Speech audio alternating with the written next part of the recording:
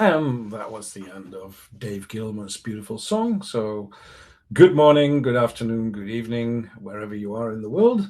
My name is Bard Papegaaij, and I'll be talking you through the 11 patterns to boost your impact on the enterprise webinar today. I was actually hoping for several hundreds of people to show up, but so far we have two, which is good.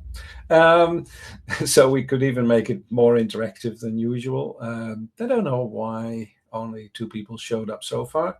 Maybe it's the wrong time or maybe we didn't market it enough. We'll see.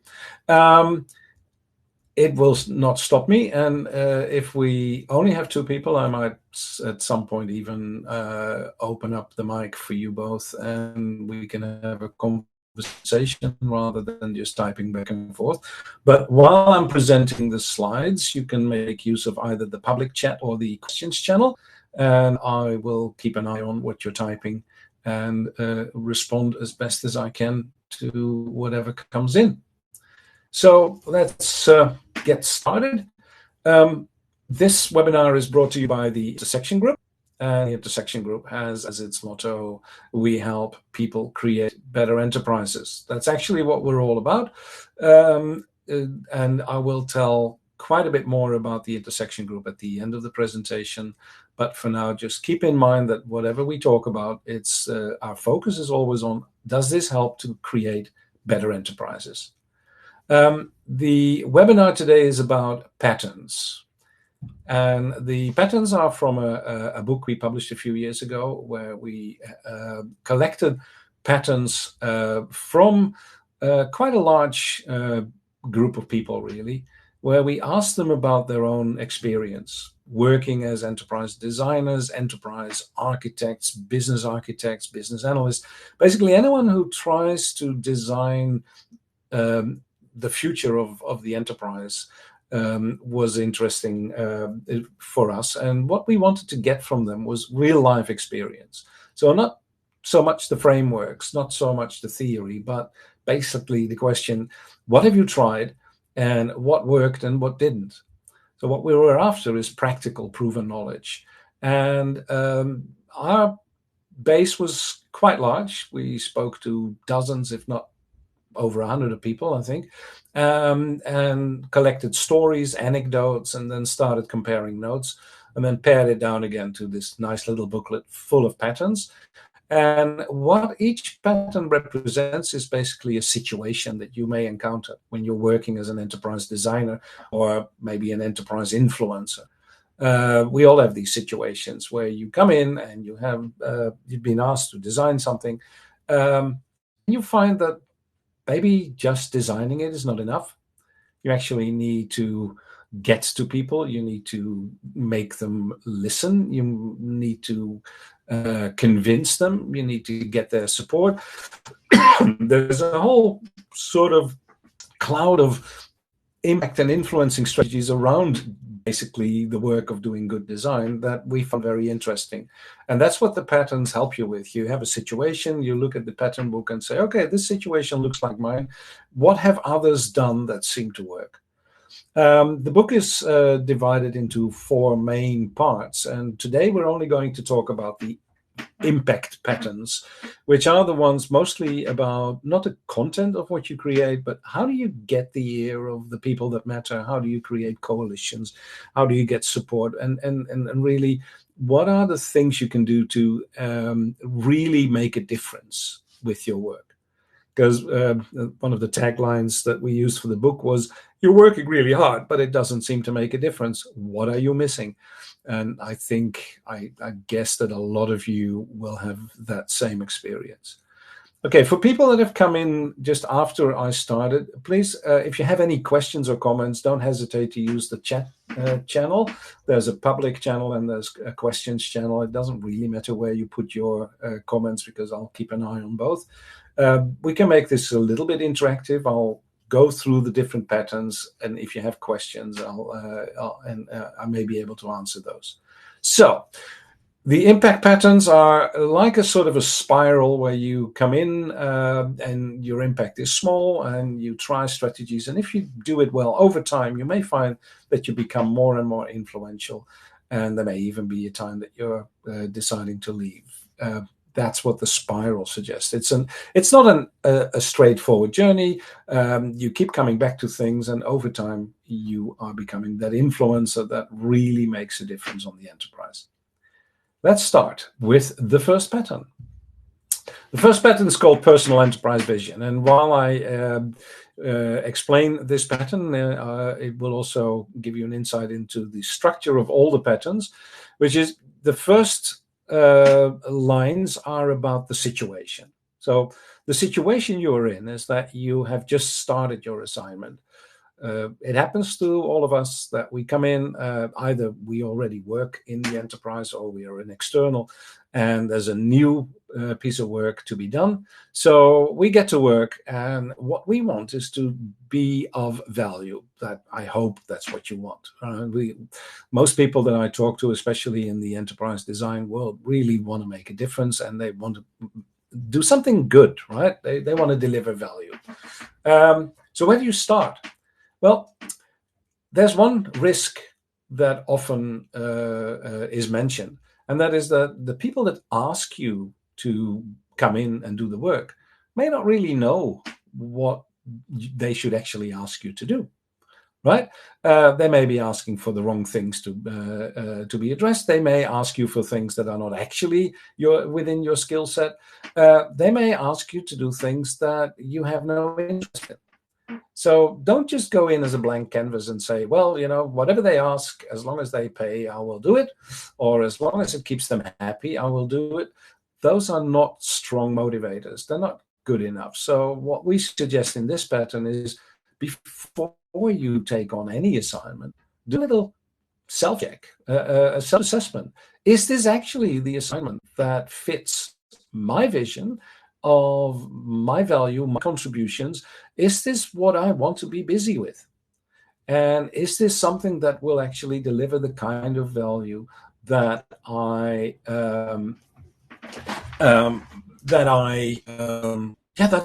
with? The reason is not so much that you are so important that all that matters is what you think. The reason is more that if you take on an assignment that is not a clear alignment with both your skills, your own vision, and your own ambitions, then you will not be fully motivated to do the hard work that lies ahead of you. And it is hard work.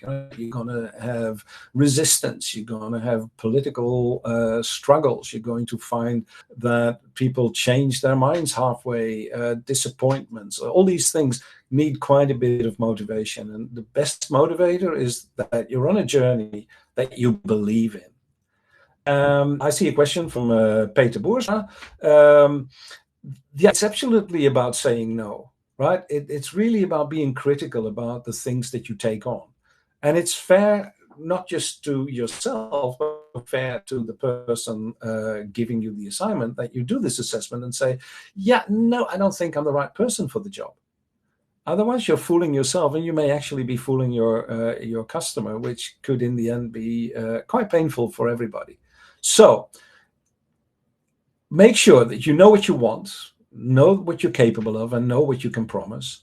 That gives you the power to push back at assignments that are not aligned with what we call your personal enterprise vision. And that will make, in the end, everybody more happy and content. Okay? So that's the first step.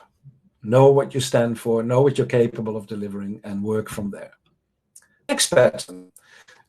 There's a wealth of knowledge available in people and existing documentation. You may not always know this when you get started. And we may have a tendency to see our own knowledge and experience as the touchstone of everything, simply because that's how we've been trained. And also that's how we earn recognition, right? We are experts mostly. And so we have what is called expert power, which is based on how much we know. The problem, of course, is that no matter how much you know, you never know everything. And you certainly don't know everything that's gone before, usually. And so before you get started, it might be a good idea to have a look around and see what is already there. Do a bit of exploration of the context, of the past, of maybe even alternative ideas that floated around before it got settled on a certain project. We call this the discovery phase, and look at what in existence lies say about itself. Is there any information about how customers engage?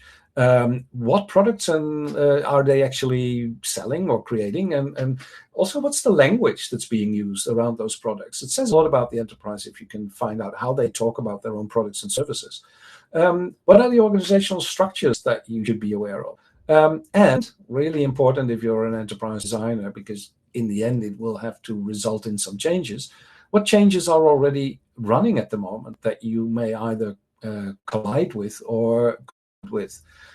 So do your research and accept the fact that there's a lot of wisdom outside. My father used to say, there's more wisdom outside of you than inside of you. And you may not always want to accept that fact, but there's simply more people out there that know things you may never know if you don't ask and if you don't go and do your research. So if you do this well, then you become even more of an expert, not so much in the discipline that you represent, but also in how that discipline fits into the enterprise you're going to tackle and maybe grapple with. Next pattern is coalition building. Similar to the knowledge situation, right? There's also people around you that you may need to get to know. Because ultimately, that's why I played the song On an Island at the beginning of the webinar. No man or woman is actually an island. It's impossible to achieve any significant change in an enterprise without the collaboration with the people. So who are these other people? And how can you get those people on your side rather than against you?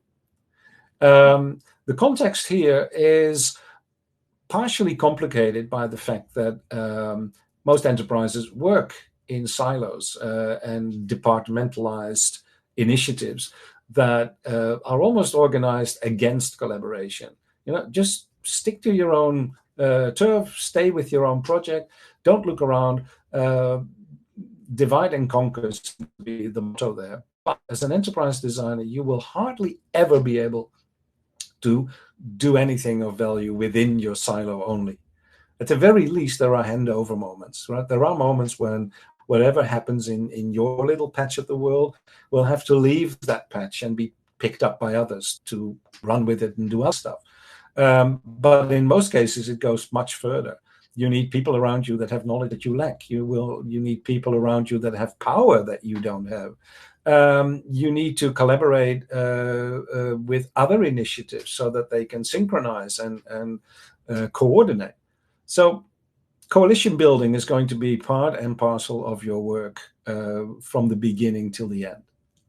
So here's some suggestions, right? Look for people that have roles that are wider than within the silos or within departments. So there are always people that know how to cross these boundaries, and they are good people to start with because they can give you that wider perspective. Don't shun the conversations with managers, product owners or developers, customer experience designers, a whole range of people that you may think, well, their disciplines are not really directly connected to mine, but they may know things that can give you different insights. I find especially middle managers interesting because, everybody loves to hate them, but they are middle managers, not for nothing. They are in the middle of things. And they can probably tell you a lot about the politics, for instance, and the pressures that are happening. It's good to know those people. And in fact, I found it useful to become allies with quite a few of those middle managers, because if they work against you, they can be quite an obstacle. But if they work for you, they can open doors that otherwise stay closed. And then what you do is also find out, how you can help them, what makes them tick, what makes them happy, so that you can actually show that you're a worthy ally for them. And do that early, right? Don't wait until you actually need something very concrete and very urgent, because then you're too late. Potential coalitions early on, so that when you actually need people, you already have a sound basis for collaboration. That is the coalition building, and it's not something you do once. You probably have to keep doing it and keep doing it. Next pattern is basically an extension of the coalition building, but it targets a specific group, and that is the people with power. And this, we brought this pattern in because we noticed that quite a few enterprise designers and architects and business analysts, one of the things they always tell us is that they hate politics. And me too. I don't like politics. I was raised in an environment where politics was discussed mostly as something that you needed to either shy away from or get rid of. Unfortunately, politics is real, and politics is actually a deciding factor in a lot of things that you do. So at the very least, you need to understand how politics work in the enterprise you're in, which includes knowing who has the power, who has the influence, who can help you when you can't reason your way out of a problem, or when you can't actually convince people logically, yet you need to do them to do things. That's when politics come in. That's when power is important. So find the influential people, which are not always the formally powerful, the people that are actually have the formal power, but can also be people that have informal power, people that have the ears of the executives. Executive assistants can be very powerful gateways. But find the people that can help you be more influential. And as far as the highest management is concerned, ultimately, the test of a change initiative is always, does it have the support somewhere in the executive level?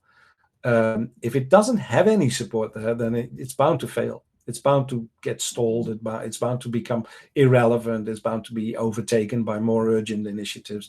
So it's really important to check that you have some kind of support or some kind of line of support straight into the executive level, which means understanding how the executives work. Who are they? What are they worried about?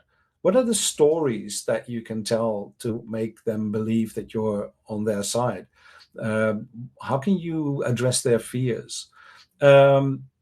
Also show that what you're doing is actually helping them become more successful in their roles and responsibilities.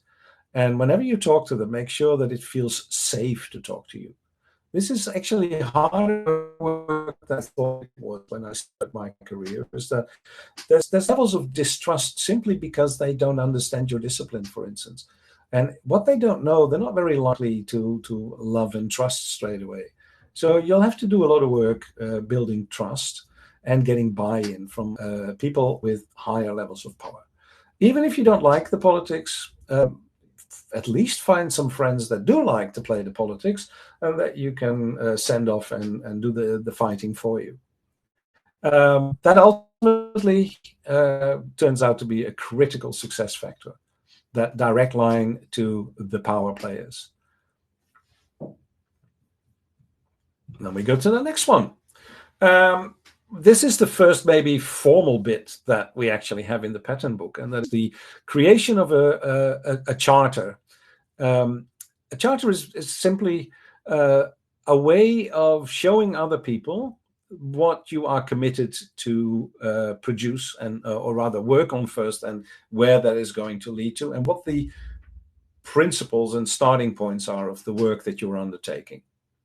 The reason we create a charter is twofold. One is it's a really good exercise for yourself to figure out, okay, do I have a clear idea of how this journey is going to run, what the steps are, what the premises are, the mandates are, so that anytime someone asks me or challenges me, I can go back to the charter and say, no, this is what we decided, this is the journey we're on, and unless you have really good reasons to tell me otherwise, let's stick to the journey. So it gives you some solidity and another way of saying no. But it's also a way of getting people together and think together about the commitments we're going to make. So it's inviting people in on that journey and let them co-design that journey together. It really solidifies the commitments that end up in that charter.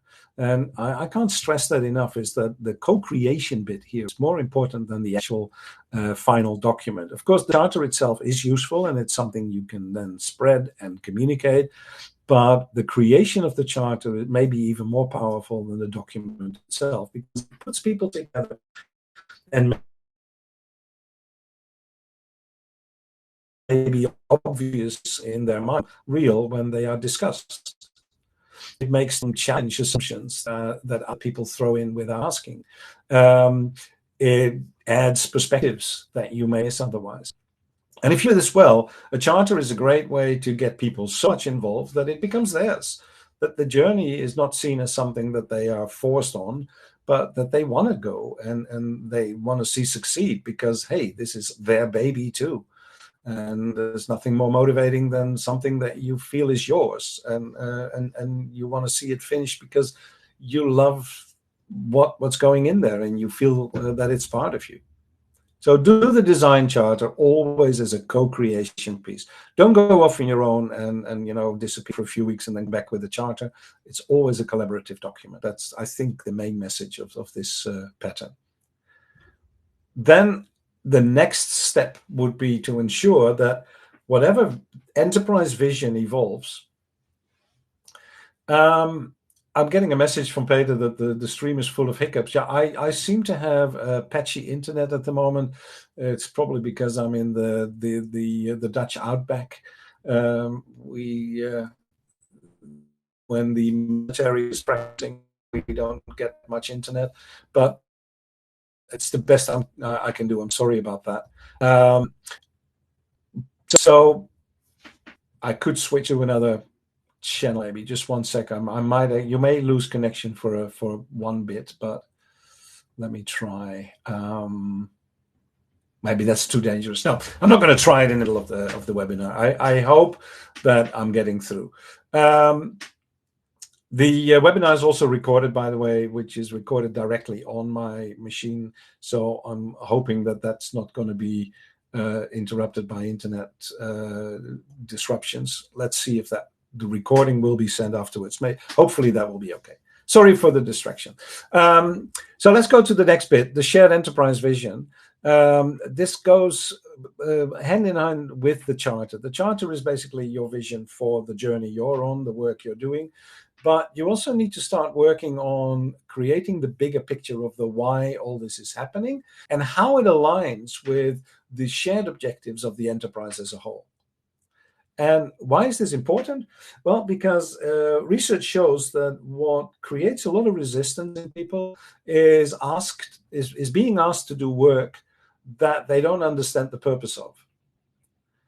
And this goes on all levels. So a lot of people are okay with doing really difficult work, really hard work, even boring work, as long as they understand that there's a reason behind it and there's a purpose to it that they align with.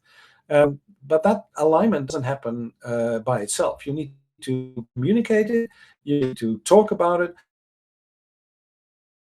Compelling stories for that vision that they can then buy into and hook into, so that they feel that they're part of it and that what they're doing is a contribution to that bigger vision.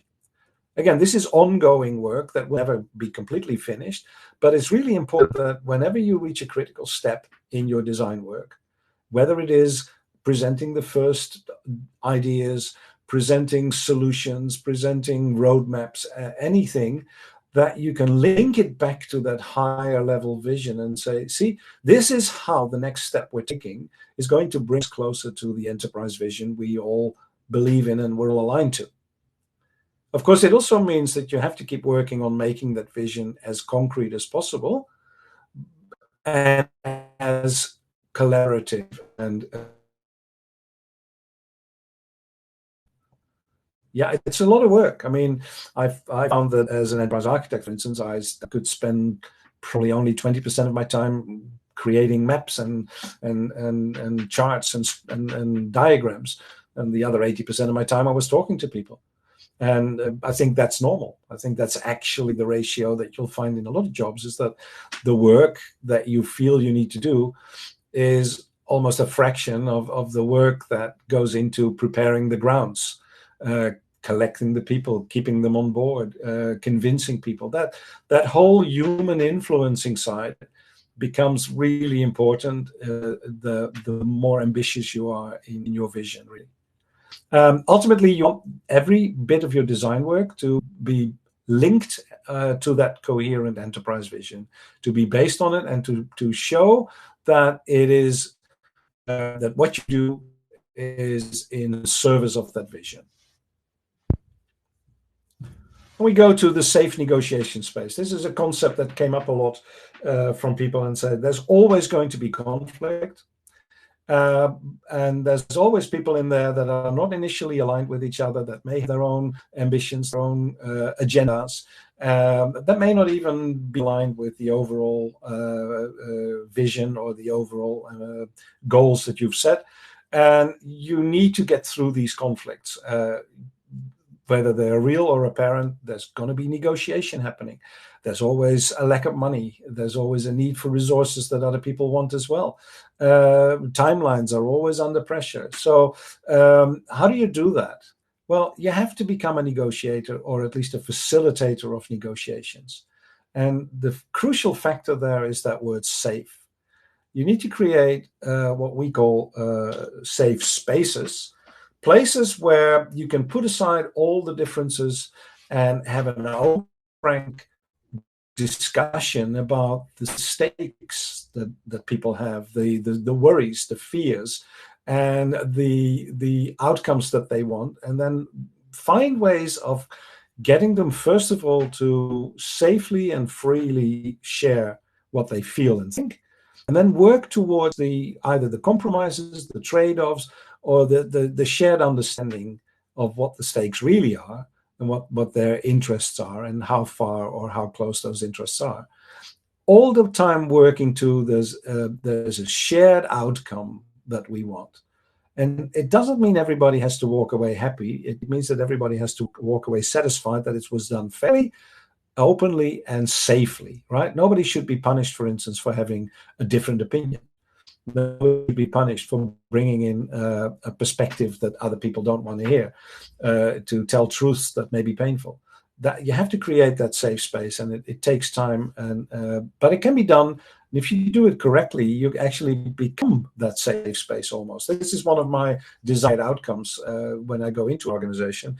I do a lot of work showing people that they can trust me and that it's safe to open up to me, because I will not betray their trust. I will not betray their confidence.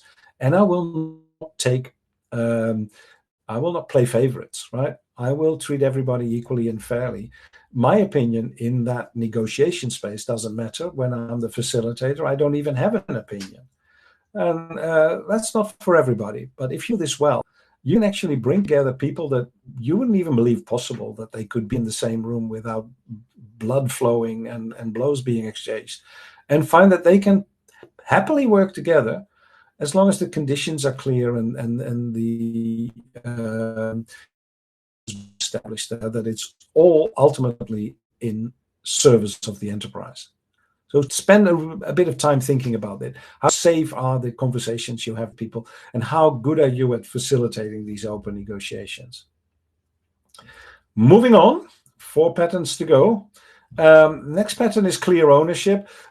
This has more to do with the confusion a lot of people have between accountability and responsibility, being the owner of something or simply being delegated to do something. There's a lot of confusion about who owns something really, and it's important to get that clear, right? And ownership is also important in the sense of giving people a sense of autonomy, that they own something that they actually have some say over. There's no point giving someone ownership and then tell them you have absolutely no power to make any decisions.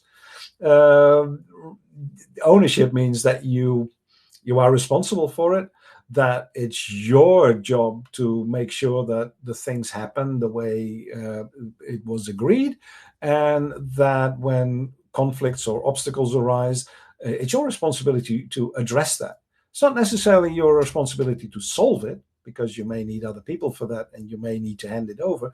But as an owner, you at least should be on top of it and say, well, I'm getting stuck here. What can I do? Where can I get help? Who is there to support me to move on and go to the next step? So there's a lot of work to be done around ownership, but it starts with just pointing out, finding out who are the responsible owners.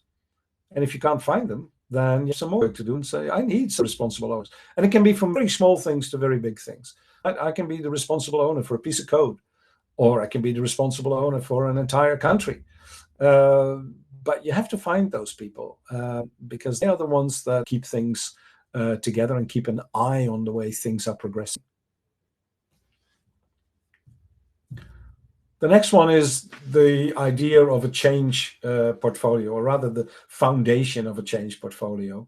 This is what you should aim at always, whatever size change you are working on, is that no change is an island. All the changes that are happening in an enterprise somehow need to come together. And so it's better to work on portfolios of change or be part of a portfolio of change than to try and focus on single changes in isolation. It's also important to, if there's already portfolios around and there's portfolio managers there, that you are communicating with them, that you're aligned with them, that you have a sense of, we're all in this together, and the portfolio manager is an important ally when you're shuffling resources, when you're getting conflicting timelines, when basically you're in need of some coordination. You better have a portfolio manager, or make sure someone steps up to that plate. This is also very much a game of figuring out whether or not certain changes are at this moment the right change to push.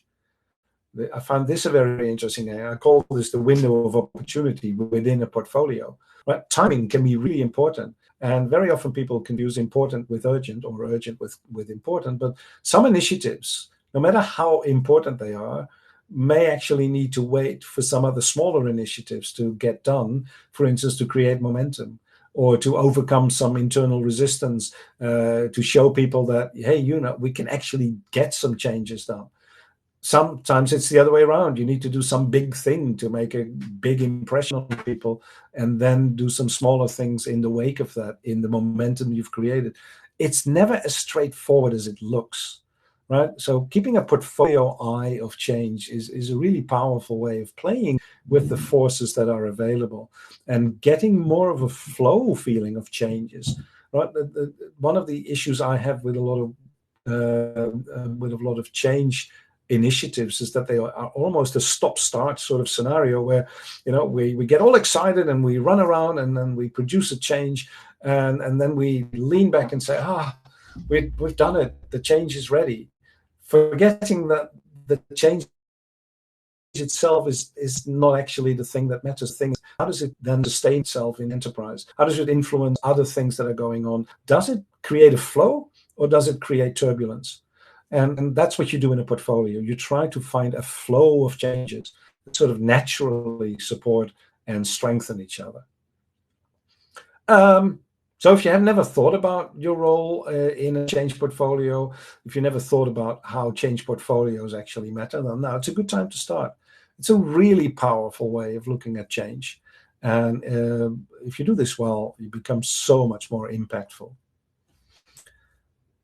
Then the realization, of course, at some point things have to be changed for real, not just on paper. One word of caution here is that just by talking to people and thinking about change, you're already making changes. So don't underestimate the power of those conversations. Sure enough, at some point you have realization. Don't do the classic handover model where you're the designer, you finish your designs and you throw them over the fence and say, now you go and build it. And just, call me when you don't understand my design, or even worse, don't call me at all. It's your job now. I'm done. I'm going on to my next assignment. Because a design is not finished until it's actually successfully implemented. And if you want to make sure that people stick not just to the, let's say, the literal facts of your design, but also to the intentions of the design, you need to stay with them. You need to keep an eye on the work, simply because unexpected turns will change the direction of their design. People may find that what you thought was easy is actually impossible under the conditions that they've come across. You need to be there as their advisor, guiding the design further to implementation. It also gives you the bridging function so that the people working on realization have you as their bridge to the higher level vision and the higher level portfolio, so that they don't drift off into their own reality and think that they are the whole world. And that bridging function is really important. And we call it the shepherded realization, in the sense that don't go in there and be their boss or be their policeman, but really go in there to be their guide and advisor. You may not have any official or formal power to stop them or to to tell them that they're wrong, but you can at least influence them and be there to brainstorm with them and give them suggestions. And that is a very powerful sort of nudging function, where you keep a lot of things flowing in the right direction.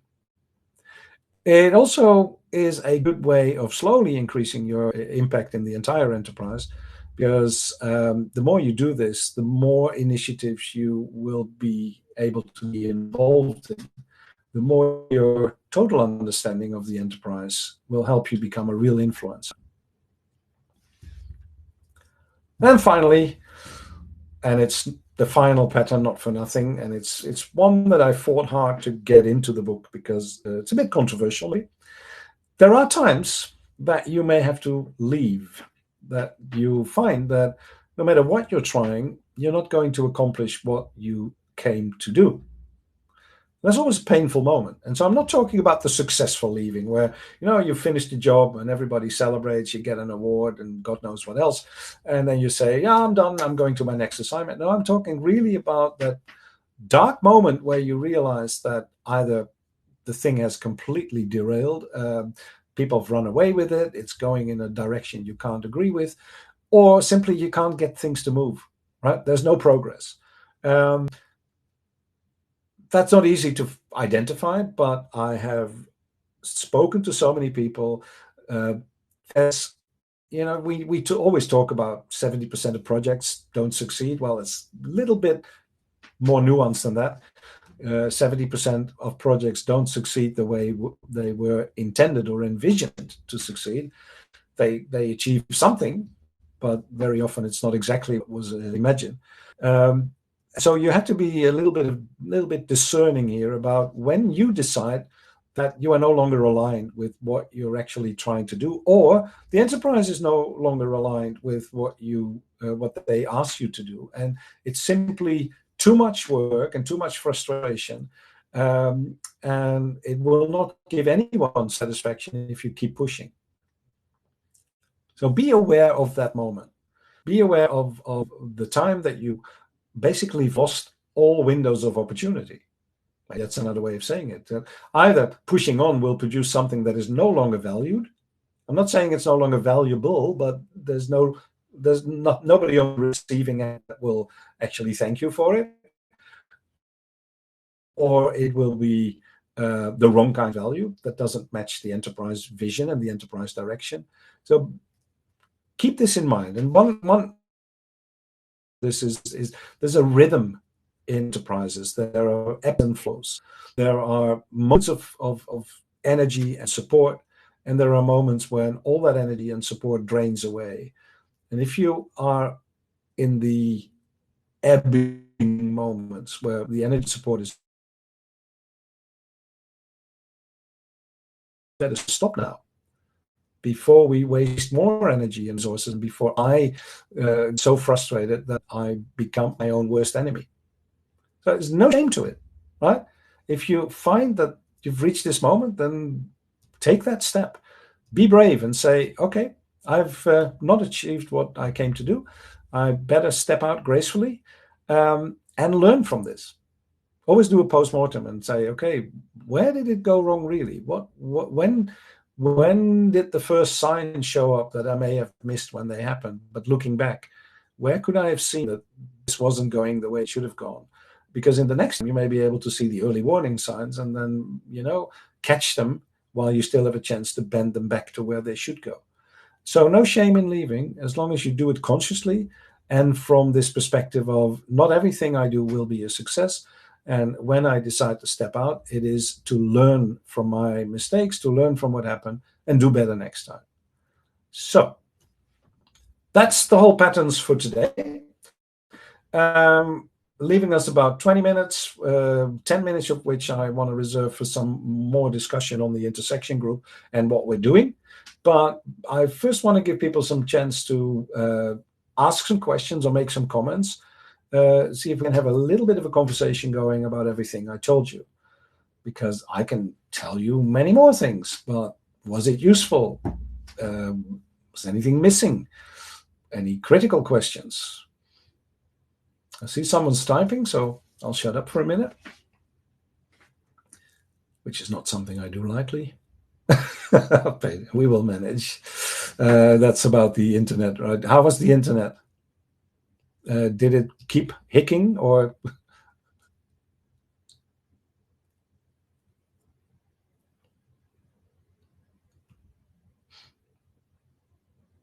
Someone's still typing. That's good.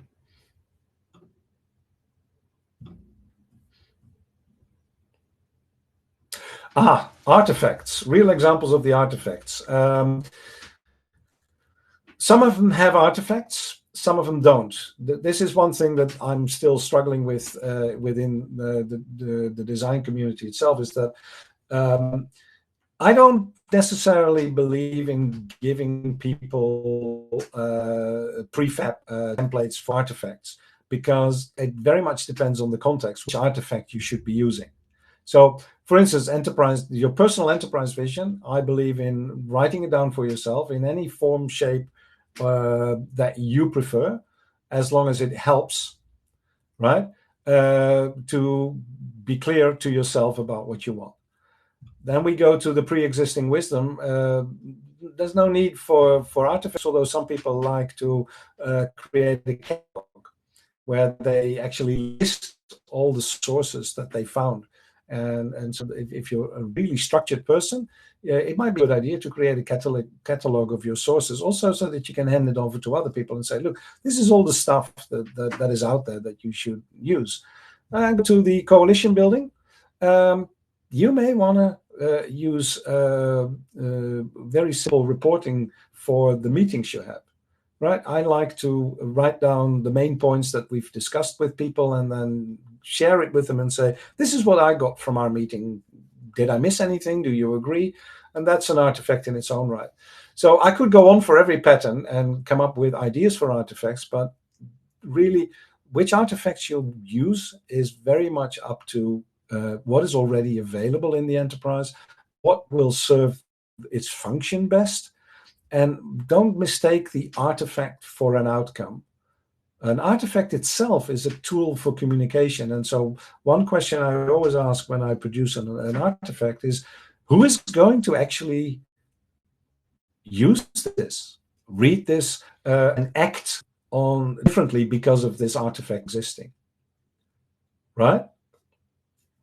So what we're working on with the intersection group is actually collecting now tools from people in the trade and weaving them into the edgy story, which is, the edgy language.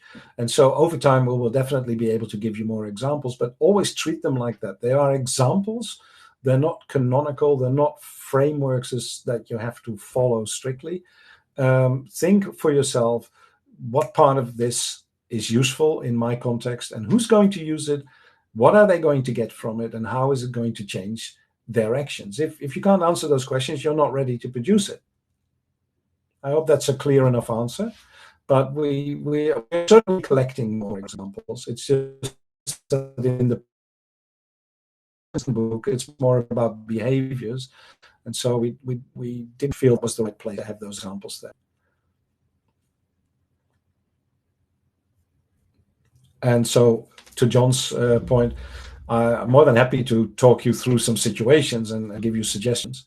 And over time, we will get more of these examples also on the intersection side and publish more of those. John also says, I work in a very TOGAF house that is not understood by other people.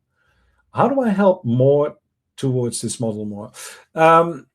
Yeah, I've also worked in TOGAF houses, and I think the main problem here is that most of the people that you will work with have absolutely no interest in understanding TOGAF, and maybe they shouldn't. What they should understand is the function of the particular artifacts that you're using in communicating with them.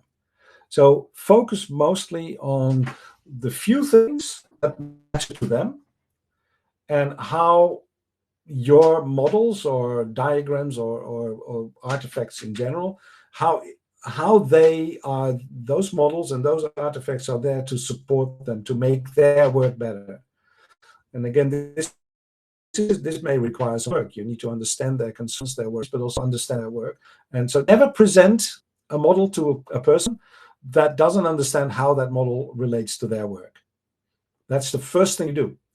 And if you get either resistance or sort of the empty stare where they say, I have no idea what you're talking about, don't push that model on them yet.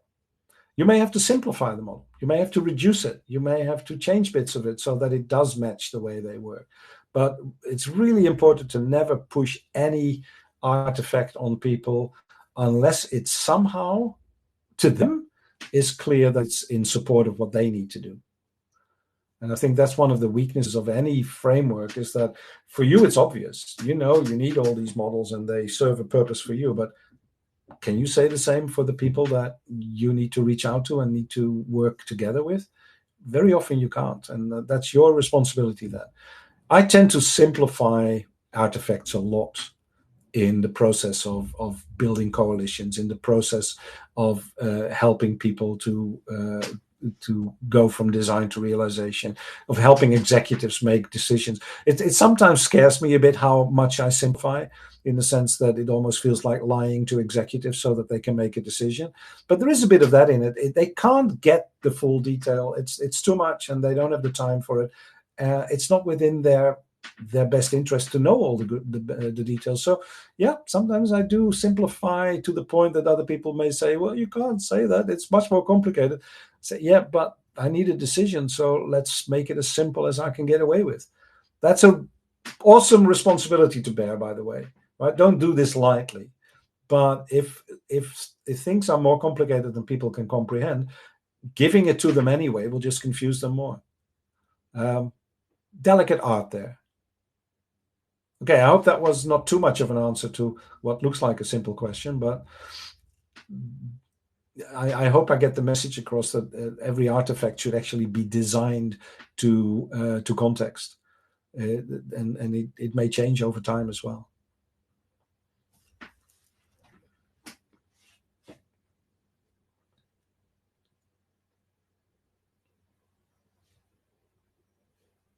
Okay, I'm happy to hear that. I can handle one more question before I need to talk a little bit about the intersection group. So,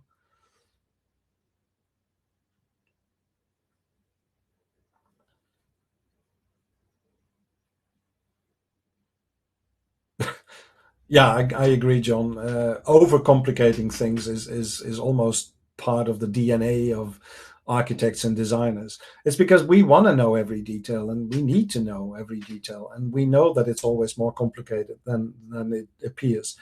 But people that are on the level of having to make decisions can really get stuck on that level of complication. And the sad thing is, or maybe it's the good thing, they don't need to know all levels of complication to still make good decisions. What they need mostly is actually a trusted advisor that can say, forget about complications. This is the crux of the decision. This was it comes down to me to handle the complications. Then you don't need to know them. You just need to make the tough decision, which is always tough. Where do you put your money? Where do you put your resources? And do I have green light to go on? Yeah, overcomplicating things will stop things. I find it an interesting paradox that the more complicated or complex an environment is, the more often I find myself oversimplifying things to get things moving. Delicate art here, on the edge almost, between lying and actually making things happen. I try never to lie, but I do sometimes catch myself making things look deceptively simple.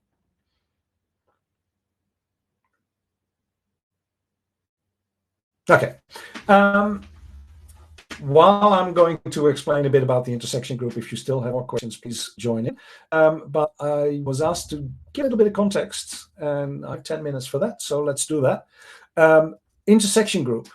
It's a non-profit association. So we're not here to make money. We're here to keep just enough money going so that we can keep doing all this interesting work. And part of it is creating open source tools for your enterprise design practice. Edgy is the first officially published bit that we came out with, which is a language which I highly recommend people to have a look at, because it enables conversations across disciplines. We build a language that is simple, it's beautiful, and it's attractive, and it appeals to people from very different disciplines. And what it also does, it shows you lenses that give you different perspectives on the enterprise. And when you overlap or overlay those lenses, gradually you build up a complete picture. But you keep it simple by moving the lenses apart and say, well, let's ignore all the other complicated bits. Let's have a look at identity, for instance. When we talk from the identity lens, what is important for that particular perspective? And then when you put them back together, you'll find to your surprise that they actually match quite nicely with concepts from the other lenses. So beautiful language. But I'm not here to explain all that.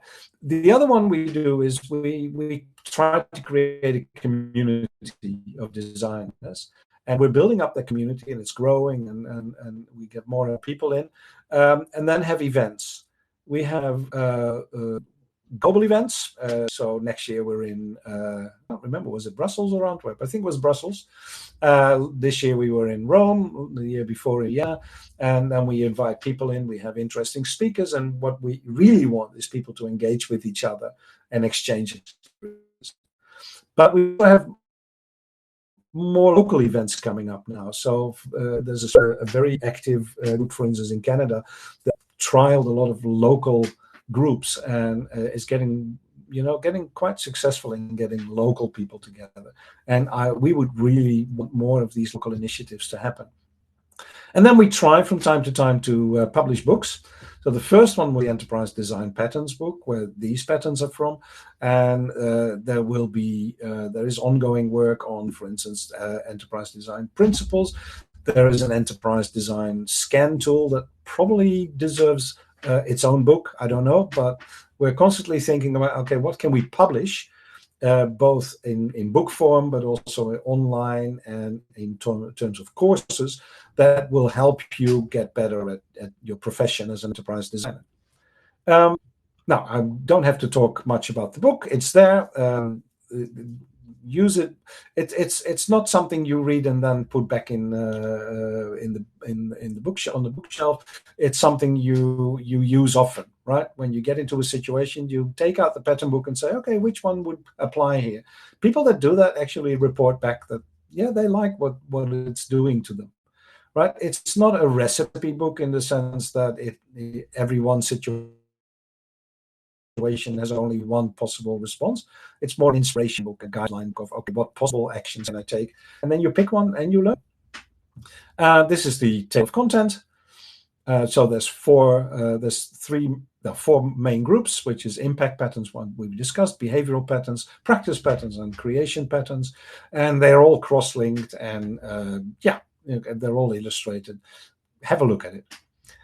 More importantly, right now, are that we keep doing webinars. We're still hoping to attract hundreds and hundreds, if not thousands of people, but anyone that shows up is welcome. And we keep doing those with a rotating range of speakers on different topics. So go to the Intersection Group events page and you'll find the most recent agenda for the events we have. And I can highly recommend going to a few. I occasionally drop in and I always learn new things, especially when other speakers come in and talk about their experiences. It's good to do these things. But even more importantly, maybe if you're really serious about coming to terms with Edgy and all the new things that can bring, why not enroll in an Edgy Language Foundation course, right? This is a way to join a group. It's cohort based, so we set up a classroom, a virtual classroom, and you work together with other students and two of the best people to work with in terms of edgy, Wolfgang and Milan, to really come to terms with the language, the different ways of using it, and also how that then rolls into the other disciplines that you may be involved in. For instance, how do you go from edgy to a capability model? How do you go from edgy to a user experience model? Or even more beautiful, there's also the Milky Way that we're working on. How does edgy and the Milky Way go together? And people that do this course are probably the best to talk about how good it is. But the responses we get is it sets you up to start using edgy as a real tool that actually changes your practice in a very positive way and gets noticed. The people that use edgy actually get noticed by others because it's different, it's colorful, and it's attractive, so other people want to join in. Okay, John says, all right, let's do in the right order. Peter, I have enjoyed several webinars. Okay, thank you, Peter. Yeah, the webinars, we keep doing them. If you have ideas for webinars, by the way, don't hesitate to put up your hand and give some suggestions, because you may know people that you think would make good speakers, or you may have topics that you want us to address.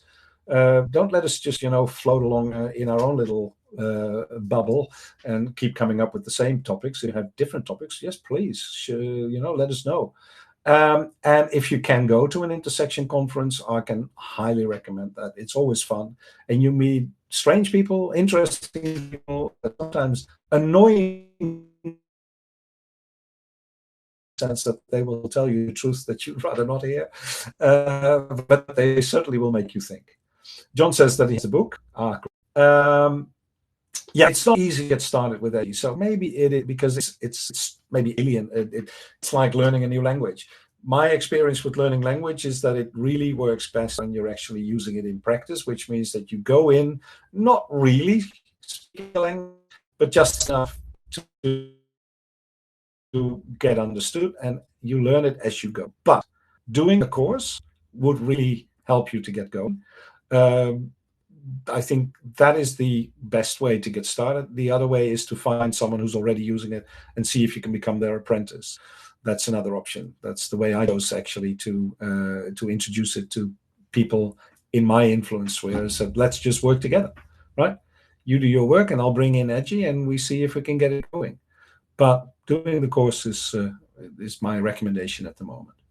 We're almost at the end. So this is where I can be reached. You can find the intersection group at the intersection.group website. And yeah, I just want to thank you for being here and listening to me rambling on. And I hope this was useful. If you have any questions that come up later, any issues, send me an email and I will promise you I will respond. Not always straight away. There may be a slight delay, sometimes even a few days. If you find that I don't respond, it could be that you've ended up in my spam filter. So then try again. But usually I do respond. Once again, thank you all for being here. I'm going to let the clock tick over to the next hour. And once again, apologies for the crappy internet. I have still no clear idea on how to solve that one, other than move to a city where they have fiber optics, which I wouldn't know. I don't like living in cities.